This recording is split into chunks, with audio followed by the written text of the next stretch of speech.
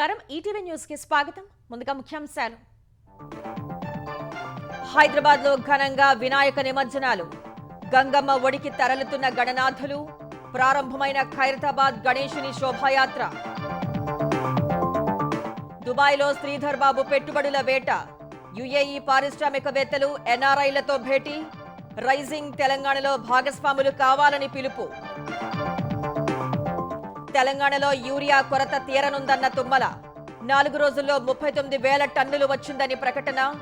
నేడు మరో 9,000 టన్నులు వస్తుందని వెల్లడి. గుంటూరు జిల్లా తురకపాలెంలో పరిస్థితిపై చంద్రబాబు ఆందోళన. హెల్త్ ఎమర్జెన్సీని తలపిస్తుందని వ్యాఖ్య. సమగ్ర నివేదిక ఇవ్వాలని ఆదేశాలు. ఏపీలో విలేజ్ హెల్త్ క్లినిక్ల నిర్మాణానికి ప్రభుత్వ చర్యలు. 217 కోట్ల రూపాయల నేషనల్ హెల్త్ మిషన్ నిధులు విడుదల చేస్తూ ఆదేశాలు. మద్యం కుంభకోణం కేసులో వైఎస్ అనిల్ రెడ్డి పాత్ర. జగన్ కు ముడుపుల సొమ్ము చేర్చినట్లు గుర్తింపు. పిఏ దేవరాజును విచారిస్తున్న సిట్ అధికారులు. అమెరికా టారిఫ్ల భారం తగ్గించే యత్నాల్లో కేంద్ర ప్రభుత్వం. త్వరలో ఉద్దీపన ప్యాకేజీ ప్రకటించే అవకాశం.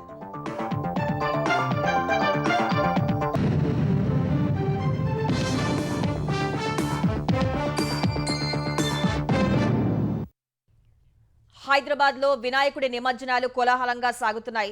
303 కిలోమీటర్ల మేర కొనసాగనున్న శోభాయాత్రలు నిమజ్జనం కోసం ప్రభుత్వం ప్రత్యేక ఏర్పాట్లు చేసింది. జీహెచ్ఎంసీ 13 కంట్రోల్ రూమ్లు ఏర్పాటు చేసి 15,000 మంది సిబ్బందిని రంగంలోకి దింపింది. 30,000 మంది పోలీసులు నిమజ్జన ఘట్టంలో విధులు నిర్వర్తిస్తున్నారు. నిమజ్జనం కోసం 20 ప్రధాన చెరువులు, 74 కృత్రిమ కొలనులు, 134 క్రేన్లు, 259 మొబైల్ క్రేన్లను అధికారులు అందుబాటులో ఉంచారు. హైడ్రా పర్యాటక శాఖ ఆధ్వర్యంలో హుస్సేన్ సాగర్ లో 9 బోట్లు సిద్ధం చేయగా 200 మంది గజ ఈతగాళ్లు అందుబాటులో ఉన్నారు. హైదరాబాద్ మహానగరంలో వినాయక నిమజ్జనాన్ని అంగరంగ వైభవంగా నిర్వహించేందుకు greater Hyderabad municipal corporation GHMC పెద్ద ఎత్తున ఏర్పాట్లు చేసింది. 54 కోట్ల వ్యయంతో నగర వ్యాప్తంగా నిమజ్జనం జరిగే ప్రాంతాల్లో మౌలిక సదుపాయాలు కల్పించింది. గణేష్ ఉత్సవ సమితులతో సమన్వయం చేసుకుంటూ నిమజ్జనం జరిగే Hussain Sagar, tank bund, necklace road, NTR మార్గుతో పాటు 20 ప్రధాన చెరువులు, 74 కృత్రిమ కొలనుల వద్ద ఏర్పాట్లు చేసింది. ఇప్పటికే గ్రేటర్ పరిధిలో దాదాపు 150,000 విగ్రహాల నిమజ్జనం జరగ్గా నేటి మహాక్రతువులో ఖైరతాబాద్ గణేశుడితో పాటు బాలాపూర్ గణేష్ సహా మరో 50,000కు పైగా విగ్రహాలు హుస్సేన్ సాగర్ కు చేరనున్నాయి. ఇందుకోసం జీహెచ్ఎంసీ, పోలీస్, రెవెన్యూ, విద్యుత్ సహా వివిధ శాఖలతో ప్రభుత్వం పక్కాగా ఏర్పాట్లు చేసింది. 15,000 మంది సిబ్బందితో గణేష్ నిమజ్జనానికి సిద్ధమైన బల్దియా 134 క్రేన్లు, 259 మొబైల్ క్రేన్లు ఏర్పాటు చేసింది. హుస్సేన్ సాగర్ చుట్టూ నిమజ్జనం సాఫీగా, వేగంగా జరిగేలా 11 పెద్ద క్రేన్లతో సహా మరో 40 క్రేన్లను భక్తుల కోసం అందుబాటులో ఉంచింది. ఎన్టీఆర్ మార్గులోని క్రేన్ నంబర్ 4 వద్ద ఖైరతాబాద్ మహాగణపతి నిమజ్జన కార్యక్రమం జరగనుండగా ట్యాంక్ బండ్ వైపు ఏర్పాటు చేసిన క్రేన్ వద్ద బాలాపూర్ గణేశుడి నిమజ్జనం జరగనుంది. నగర వ్యాప్తంగా సుమారు 303 కిలోమీటర్ల మేర ఊరేగింపుగా గణనాథులు హుస్సేన్ సాగర్ కు తరలి వస్తున్నారు. ఊరేగింపు దారిలో ఆటంకాలు కలగకుండా ముందస్తుగానే 160 యాక్షన్ టీంలను సిద్ధం చేసిన జీహెచ్ఎంసీ ఆ మార్గంలో దాదాపు 56,187 తాత్కాలిక లైట్లు అమర్చింది.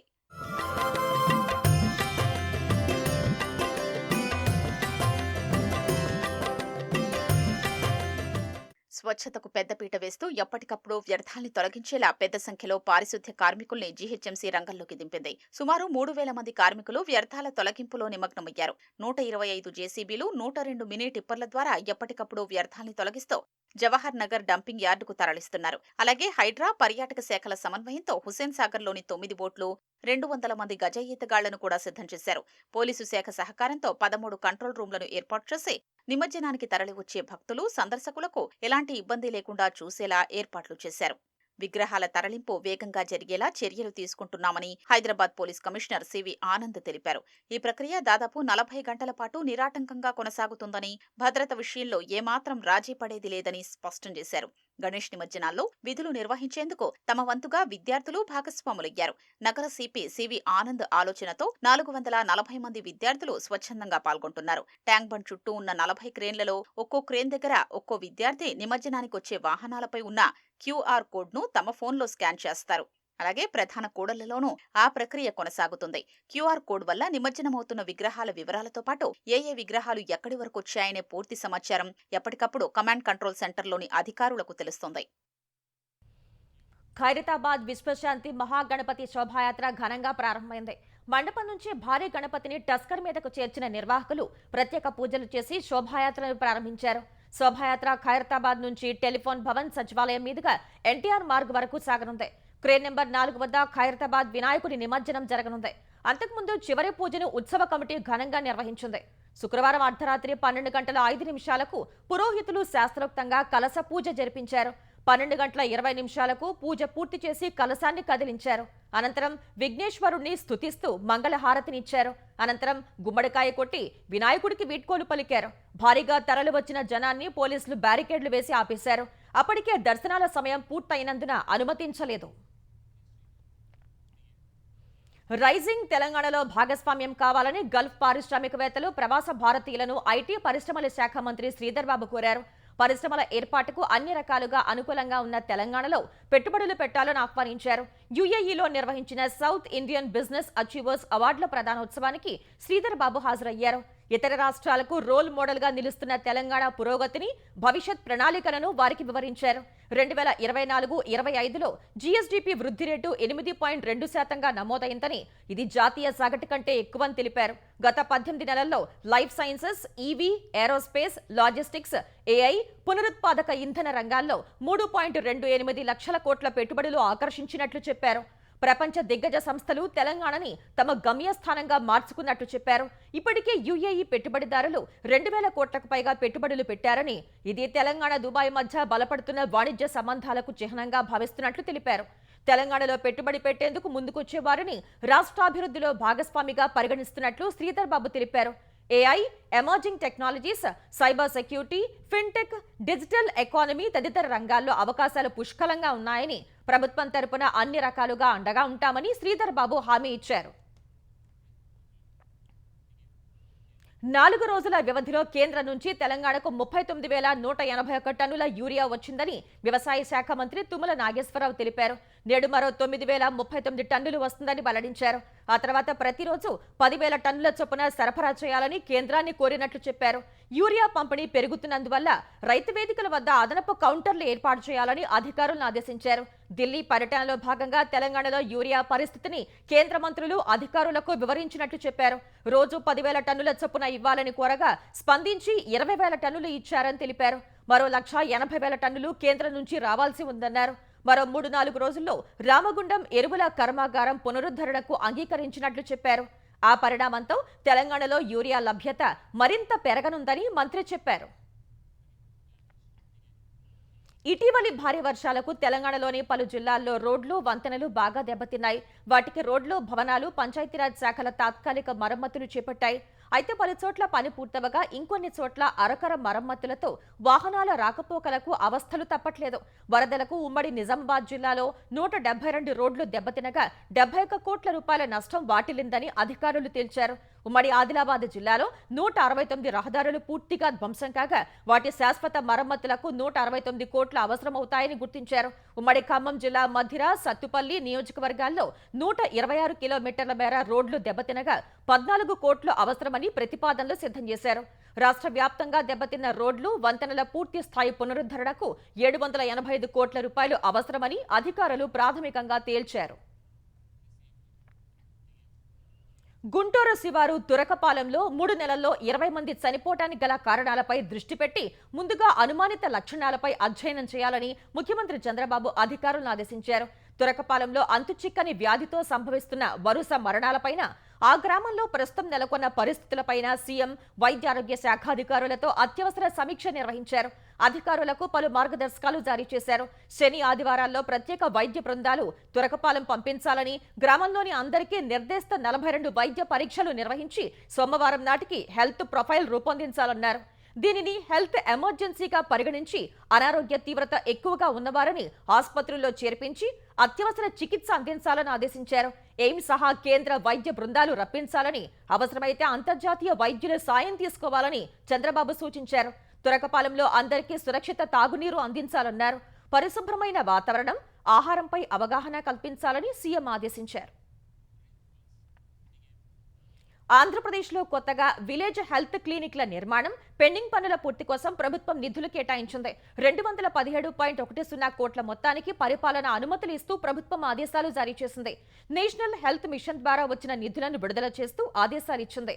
MGNREGS కింద నిర్మిస్తున్న 2309 విలేజ్ హెల్త్ క్లినిక్ భవనాలు పూర్తి చేయడానికి నిధులు వెచ్చించాలని స్పష్టం చేసింది. PMABHIM కింద కొత్తగా 696 విలేజ్ హెల్త్ క్లినిక్ భవనాలు నిర్మించేందుకు నిధులు మంజూరు చేస్తున్నట్లు పేర్కొంది. ఒక్కో నూతన భవనం నిర్మాణానికి 55 లక్షల చొప్పున ఖర్చు చేసేలా తగు చర్యలు తీసుకోవాలని నేషనల్ హెల్త్ మిషన్ వైద్యారోగ్య శాఖ MDని ప్రభుత్వం ఆదేశించింది. వైసీపీ హయాం నాటి మద్యం కుంభకోణంలో తవ్వే కొద్దీ టిస్టులు బయటపడుతూనే ఉన్నాయి. ఇప్పటి వరకు ఈ స్కామ్ లో జగన్ కు అత్యంత సన్నిహితులైన వారి పాత్ర బయటపడగా ఆయన సోదరుడు అనిల్ రెడ్డి భాగస్వామ్యమైనట్లు సిట్ తాజాగా గుర్తించింది. అనిల్ రెడ్డి ద్వారానే జగన్ కు ముడుపుల సొమ్ము చేరినట్లు తేల్చింది. ఈ ప్రక్రియలో కీలకంగా వ్యవహరించిన అనిల్ రెడ్డి PA దేవరాజును సిట్ అధికారులు 3 రోజులుగా విచారిస్తున్నారు.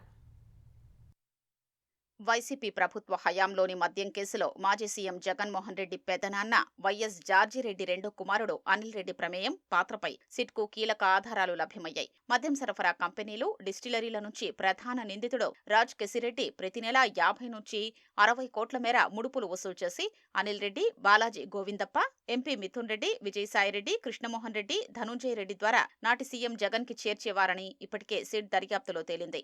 రిమాండ్ రిపోర్టుల్లోనూ సిట్ ఈ అంశాన్ని ప్రస్తావించింది. ఈ నేపథ్యంలో కేసిరెడ్డి నుంచి అనిల్ రెడ్డికి ముడుపుల సొమ్ము ఎలా చేరింది, ఎవరెవరి ద్వారా వెళ్లింది, అక్కడి నుంచి ఎక్కడెక్కడికి తరలింది, అంతిమంగా ఎక్కడకు చేరింది అనే కోణాల్లో దర్యాప్తు చేస్తున్న సిట్ ఈ వ్యవహారంలో అనిల్ రెడ్డి PA దేవరాజు కీలకంగా వ్యవహరించినట్లు గుర్తించింది. ఈ కేసు నిందితులందరితోనూ అతను నిరంతరం సంప్రదింపుల్లో ఉన్నట్లు తేల్చింది. దేవరాజుదే చిత్తూరు జిల్లా శాంతిపురం మండలం. 3 రోజులుగా సిట్ అధికారులు దేవరాజును విచారిస్తున్నారు. తనకేమీ తెలియదని, కేసుతో సంబంధం లేదని ఆయన సమాధానమిచ్చినట్లు సమాచారం. సాంకేతిక ఆధారాలు చూపించి ప్రశ్నించడంతో నీళ్లు నమిలినట్లు సమాచారం. దేవరాజు వాంగ్మూలాన్ని సిట్ అధికారులు నమోదు చేసుకున్నారు. అనిల్ రెడ్డి జగన్ కు వరుసకు సోదరుడు మాత్రమే కాదు, అత్యంత సన్నిహితుడు కూడా. చెన్నైలో ఉంటున్న అనిల్ రెడ్డి జగన్ తరపున వివిధ ఆర్థిక వ్యవహారాలు చక్కబెడుతూ ఉంటారనే ప్రచారం ఉంది. గతంలో ఆఫ్రికాలో మద్యం వ్యాపారం నిర్వహించేవారు. వైసీపీ హయాం నాటి ఇసుక కుంభకోణంలోనూ అనిల్ రెడ్డి ప్రమేయంపై ఫిర్యాదులు ఉన్నాయి.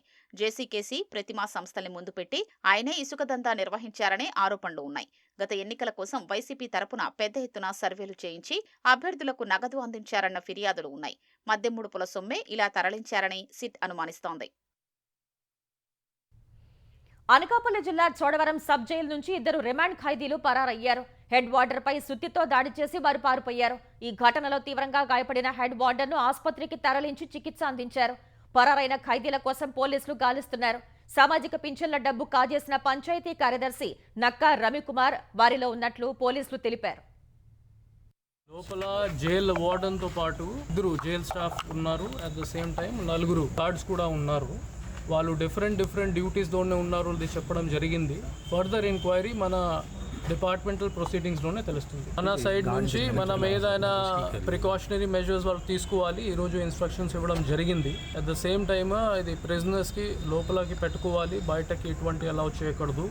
2 గేట్స్ ఉన్నాయి, అది కూడా క్లోజ్గానే పెట్టుకోవాలి. కొన్ని ఇన్స్ట్రక్షన్స్ మన పోలీస్ తరపు నుంచి కూడా ఇవ్వడం జరిగింది. అనంతపురం జిల్లాలో దొంగతనం చేసిన సొమ్మును నెల రోజుల తర్వాత తిరిగి తెచ్చిపెట్టిన ఘటన చర్చనీయాంశంగా మారింది. బుకరాయి సముద్రం చెరువుకట్ట వద్ద ఉన్న ముసలమ్మ ఆలయంలో నెల క్రితం దొంగలు హుండీని ఎత్తుకు వెళ్లారు. తిరిగి శుక్రవారం ఆ డబ్బును అక్కడే పెట్టి వెళ్లారు. చోరీ చేసిన నగదుతో పాటు ఓ లేఖను కూడా దొంగలు ఆలయం వద్ద ఉంచి వెళ్లారు. హుండీలో నగదు దొంగిలించడంతో తమ పిల్లలు అనారోగ్యం బారిన పడ్డారని లేఖలో పేర్కొన్నారు. దొంగలు తిరిగి తెచ్చిన నగదును ఆలయ నిర్వాహకులు లెక్కించారు. మొత్తం 186,486 రూపాయలున్నట్లు వారు తెలిపారు. ఖైరతాబాద్ ఎమ్మెల్యే దానం నాగేందర్ జూబ్లీహిల్స్ నుంచి పోటీ చేస్తానని అడుగుతున్నాడని తెలంగాణ PCC అధ్యక్షుడు మహేష్ కుమార్ గౌడ్ తెలిపారు. మీడియాతో ఇష్టాగోష్ఠిగా మాట్లాడిన ఆయన నాగేందర్ సభ్యత్వం పోతుందని తాము అనుకోవటం లేదని అన్నారు. అయితే ఈ విషయంపై తామేమీ నిర్ణయం తీసుకోలేదని చెప్పారు. కోమటిరెడ్డి రాజగోపాల్ రెడ్డి విషయంలో కొంత కన్ఫ్యూజన్ ఉందని, ఉన్నది ఉన్నట్లు మాట్లాడే అలవాటు కోమటిరెడ్డి బ్రదర్స్ కు ఉందన్నారు. కాళేశ్వరం కమిషన్ విచారణను పక్కదారి పట్టించేందుకు బీఆర్ఎస్ డ్రామాలాడుతోందని అన్నారు. కవితను కాంగ్రెస్ లోకి తీసుకునేది లేదని, AICC ఆదేశం లేకుండానే తాను ఇంత స్పష్టంగా చెబుతానా అని ప్రశ్నించారు. అవినీతి మరకలు ఉన్న వాళ్లను కాంగ్రెస్ పార్టీలోకి తీసుకోమని స్పష్టం చేశారు. బీసీ బిడ్డలకు నోటిదాకా వచ్చిన ముద్దను తినకుండా చేసింది కిషన్ రెడ్డి, బండి సంజయ్ లేనని ఆరోపించారు. బీసీలకు 42% రిజర్వేషన్లు ఇచ్చిన తర్వాతనే ఎన్నికలకు వెళ్లాలని అనుకుంటున్నట్లు పేర్కొన్నారు. ఇటీవల కవిత తనపై చేసిన ఆరోపణలపై స్పందించిన మాజీ మంత్రి హరీష్ రావు ఆ ఆరోపణలను వారి విజ్ఞతకే వదిలేస్తున్నానని అన్నారు. తనపై ఎవరెన్ని ఆరోపణలు చేసినా తెలంగాణలో బీఆర్ఎస్ ను తిరిగి అధికారంలోకి తీసుకురావటమే తన ముందున్న లక్ష్యంగా పేర్కొన్నారు. తెలంగాణలో వర్షాలు, వరదలు, యూరియా కొరత వేధిస్తుంటే, రైతులు ఇబ్బందులు పడుతుంటే ఇలాంటి రాజకీయాలు సరికావని సూచించారు. 10 ఏళ్ల పాటు కేసీఆర్ నిర్మించిన వ్యవస్థను రేవంత్ రెడ్డి నిర్వీర్యం చేస్తున్నారని ఆరోపించారు. నా 25 ఏళ్ల రాజకీయ ప్రస్థానం తెలంగాణ ప్రజల ముందు ఒక తెరిచిన పుస్తకం లాంటిది. సరే, గత కొంతకాలంగా మా పార్టీ పైన, అదేవిధంగా నా పైన కొన్ని రాజకీయ పార్టీలు చేస్తున్నటువంటి వ్యాఖ్యలనే వారు కూడా చేయడం జరిగింది. అయితే ఆ వ్యాఖ్యలు వారు ఎందుకు చేశారో అది వారి విజ్ఞతకే నేను వదిలేస్తున్నాను. కేసీఆర్ గారి నాయకత్వంలో గత 2.5 దశాబ్దాల కాలంగా ఒక క్రమశిక్షణ కలిగిన కార్యకర్తగా రాష్ట్ర సాధనలో, రాష్ట్ర అభివృద్ధిలో నేను చూపిన నిబద్ధత, నా పాత్ర అందరికీ తెలిసినటువంటిదే. ఫిరాయింపు ఎమ్మెల్యేల విషయంలో గడువులోగా శాసన సభాపతి నిర్ణయం తీసుకోకపోతే మరోసారి సుప్రీంకోర్టును ఆశ్రయిస్తామని బీఆర్ఎస్ కార్యనిర్వాహక అధ్యక్షుడు కేటీఆర్ తెలిపారు. బాన్సువాడకు చెందిన పలువురు కాంగ్రెస్ నేతలు బీఆర్ఎస్ పార్టీలో చేరారు. వారందరికీ కండువాలు కప్పి కేటీఆర్ పార్టీలోకి ఆహ్వానించారు. ఈ సందర్భంగా మాట్లాడిన కేటీఆర్ ఫిరాయింపులపై సుప్రీంకోర్టు స్పష్టమైన ఆదేశాలు ఇచ్చిందని అన్నారు. 6 నెలల్లో ఉప ఎన్నికలు వస్తాయన్నారు. బాన్సువాడలో పోచారం శ్రీనివాస్ రెడ్డి ఓటమి పాలవటం ఖాయమని ధీమా వ్యక్తం చేశారు. పోచారం శ్రీనివాస్ రెడ్డి పదవి పోయే వరకు న్యాయ పోరాటం చేస్తామన్నారు. యూరియా సంక్షోభం వెనుక కుట్ర ఉందని, పంట కొనుగోళ్లు, బోనస్ ఎగ్గొట్టేందుకే యూరియా పంపిణీ చేయట్లేదని కేటీఆర్ ఆరోపించారు. చీఫ్ జస్టిస్ గారు ఇప్పటికి 10 సార్లు మొట్టికాయలు ఇచ్చినారు రాష్ట్ర శాసనసభ స్పీకర్ గారికి. మీరు వెంటనే నిర్ణయం తీసుకోండి అని 3 నెలల గడువు పెట్టినారు. మరి 3 నెలల గడువు కూడా ముంచుకొస్తున్నది. ఈ 2-3 నెలలు ఆ గడువు ముగిసిన తర్వాత ఖచ్చితంగా సుప్రీంకోర్టుకు మళ్ళీ ఒక స్పీకర్ గారు సానుకూల నిర్ణయం తీసుకొని, ఎస్ వీళ్ళందరూ పార్టీ మారినారు, వీళ్ళ మీద వేటు వేయవలసిందే అని స్పీకర్ గారు నిష్పక్షపాతంగా కనుక నిర్ణయం తీసుకుంటే సంతోషం. తీసుకోకపోతే మళ్ళీ తిరిగి సుప్రీంకోర్టు పోతాం. పోచారం పదవి ఊడగొట్టేదాకా, ఆయన ఎమ్మెల్యే పదవి కూడా పోగొట్టేదాకా. అమెరికా అధ్యక్షుడు డొనాల్డ్ ట్రంప్ టారిఫ్ల వల్ల నష్టపోయే ఎగుమతిదారుల్ని ఆదుకునేందుకు కేంద్రం కార్యాచరణ సిద్ధం చేస్తున్నట్లు తెలుస్తోంది. ఉద్దీపన ప్యాకేజీ సహా టారిఫ్ల ప్రభావం ఉన్న రంగాల్లో ఉత్పత్తి కొనసాగించడం, ఉద్యోగ భద్రత కల్పించడం వంటి అంశాలను పరిశీలిస్తున్నట్లు సమాచారం. ట్రంప్ టారిఫ్లతో టెక్స్టైల్స్, జౌళి ఉత్పత్తులు, ఆభరణాలు, రత్నాలు, వ్యవసాయ, మత్స్య సంబంధిత ఉత్పత్తుల ఎగుమతులపై తీవ్ర ప్రభావం పడింది. ఫలితంగా ఎగుమతిదారుల్లో ఆందోళనలు నెలకొన్నాయి. ఈ నేపథ్యంలో కేంద్రం ప్రోత్సాహక చర్యలకు సిద్ధమైనట్లు సమాచారం. చిన్న ఎగుమతిదారులు ఎదుర్కొంటున్న ద్రవ్య పరిమితుల సమస్యను పరిష్కరించడం సహా కంపెనీలపై నిర్వహణ భారం తగ్గించేలా చర్యలు తీసుకోనున్నట్లు తెలుస్తోంది. ఎగుమతుల కోసం కొత్త మార్కెట్లను అన్వేషిస్తూనే ఉత్పత్తికి ఆటంకం కలగకుండా చూడటం వంటి అంశాలను పరిశీలిస్తున్నట్టు తెలిసిందే. కోవిడ్ తరహాలో ఎగుమతిదారుల కోసం ఉద్దీపన ప్యాకేజీలు ప్రకటించనున్నట్లు సంబంధిత వర్గాల ద్వారా తెలిసిందే. జీఎస్టీ సంస్కరణలతో ప్రభుత్వం 3,700 కోట్ల ఆదాయం మాత్రమే కోల్పోయే అవకాశం ఉందని ఎస్బీఐ తెలిపింది. అయితే ప్రభుత్వం మాత్రం 48,000 కోట్లుగా అంచనా వేసినట్లు పేర్కొంది.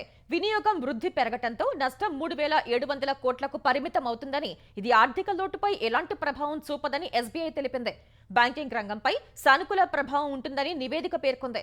దాదాపు 295 వస్తువుల జీఎస్టీ రేట్లు 12% నుంచి 5% లేదా 0కు తగ్గటంతో రిటైల్ ద్రవ్యోల్బణం ఈ ఆర్థిక సంవత్సరం 25 నుంచి 30 బేసిస్ పాయింట్లు తగ్గొచ్చని ఎస్బీఐ అంచనా వేసింది. 2026-27 నాటికి రిటైల్ ద్రవ్యోల్బణం 65 నుంచి 75 బేసిస్ పాయింట్లు క్షీణించవచ్చని పేర్కొంది. బాలీవుడ్ స్టార్ హీరో అక్షయ్ కుమార్ తన గొప్ప మనసును చాటుకున్నారు. భారీ వర్షాలతో అతలాకుతలమైన పంజాబ్ను ఆదుకునేందుకు ముందుకొచ్చారు. వరద బాధితుల సహాయం కోసం 5 కోట్ల రూపాయల విరాళాన్ని ఇస్తున్నట్లు అక్షయ్ ప్రకటించారు. అది విరాళం అనుకోవట్లేదని, దానిని ప్రజలకు చేసే సేవగా భావిస్తున్నట్లు అక్షయ్ వ్యాఖ్యానించారు. విరాళం అన్న పదమే తనకు నచ్చదని పేర్కొన్నారు. విరాళం ఇచ్చేందుకు తాను ఎవరినని, ఇతరులకు సాయం చేయడానికి అవకాశం వచ్చిన ప్రతిసారి అదృష్టంగా భావిస్తూ ఉంటానని చెప్పారు. అది తన దృష్టిలో సేవ మాత్రమేనని, ఇప్పుడు కూడా తాను చిన్న సాయం చేశానని అక్షయ్ అన్నారు. పంజాబ్లోని తన సోదరులు, సోదరీమణుల్ని త్వరగా కోలుకోవాలని ప్రార్థించారు. చెన్నైలో గతంలో సంభవించిన వరదలు, కోవిడ్ సమయంలోనూ అక్షయ్ తన వంతు సాయం చేశారు. భారత్ కీ వీర్లో భాగంగా పలు సైనిక కుటుంబాలకు మద్దతునిచ్చారు. భారత్ను అమెరికా కోల్పోయిందని ఒకవైపు ఆ దేశ అధ్యక్షుడు డొనాల్డ్ ట్రంప్ చింతిస్తున్నా మరోవైపు ఆ దేశ అధికారులు చేస్తున్న పిచ్చి ప్రేలాపనలకు అంతం లేకుండా పోతోంది. భారత్ మరికొన్ని నెలల్లోనే అమెరికాకు క్షమాపణలు చెబుతుందని యుఎస్ వాణిజ్య కార్యదర్శి హోవార్డ్ లుట్కిన్ నోరు పారేసుకున్నారు. త్వరలోనే భారత్ వాణిజ్య ఒప్పందం కుదుర్చుకోవచ్చని అభిప్రాయపడ్డారు. 1-2 నెలల్లో యుఎస్తో చర్చల కోసం భారత్ ముందుకు రావచ్చని లుట్కిన్ చెప్పారు. న్యూఢిల్లీ అమెరికాను క్షమించమని అడిగి ట్రంప్తో వాణిజ్య ఒప్పందం కుదుర్చుకునేందుకు ప్రయత్నించే అవకాశం ఉందన్నారు. ఒకవేళ అమెరికా పక్షాన ఉండకపోతే 50% సుంకాలను భరించాల్సి వస్తుందని లుట్కిన్ బెదిరింపులకు దిగారు. కొన్నిసార్లు అతిపెద్ద క్లయింట్తో పోరాటం చేయటం తాత్కాలికంగా గొప్పగా అనిపిస్తుందని, అయితే అది ఎల్లప్పుడూ కొనసాగదన్నారు. అంతిమంగా అమెరికాతో ఒప్పందం చేసుకోవటానికి వ్యాపారాలు డిమాండ్ చేస్తాయని లుట్కిన్ అన్నారు. ప్రముఖ సెర్చ్ ఇంజిన్ సంస్థ గూగుల్ పై ఐరోపా సమాఖ్య EU భారీ జరిమానా విధించింది. నిబంధనల ఉల్లంఘన ఆరోపణలపై EU గూగుల్ కు $3.5 బిలియన్ ఫైన్ విధించింది. గూగుల్ తన డిజిటల్ ప్రకటనల సేవలను ప్రాధాన్యంగా చూపించి EU యాంటీ ట్రస్ట్ నిబంధనలను ఉల్లంఘించిందని ఆరోపిస్తూ జరిమానా విధించింది. గూగుల్ పై యాంటీ ట్రస్ట్ జరిమానా పట్టం ఇది 4వసారి కావటం గమనార్హం. గూగుల్ తన స్వీయ ప్రాధాన్యత పద్ధతుల్ని నిలిపివేయాలని ఆదేశాలు జారీ చేసింది. EU జరిమానా విధించడాన్ని గూగుల్ తప్పుపట్టింది. దీనిపై న్యాయస్థానాన్ని ఆశ్రయించనున్నట్లు వెల్లడించింది. గూగుల్ పై EU జరిమానా విధించడంపై అమెరికా అధ్యక్షుడు డొనాల్డ్ ట్రంప్ ఆగ్రహం వ్యక్తం చేశారు. జరిమానా అన్యాయం, వివక్షతో కూడిన చర్య అని విమర్శించారు. జరిమానా రద్దు చేయాలని EUను ట్రంప్ కోరారు.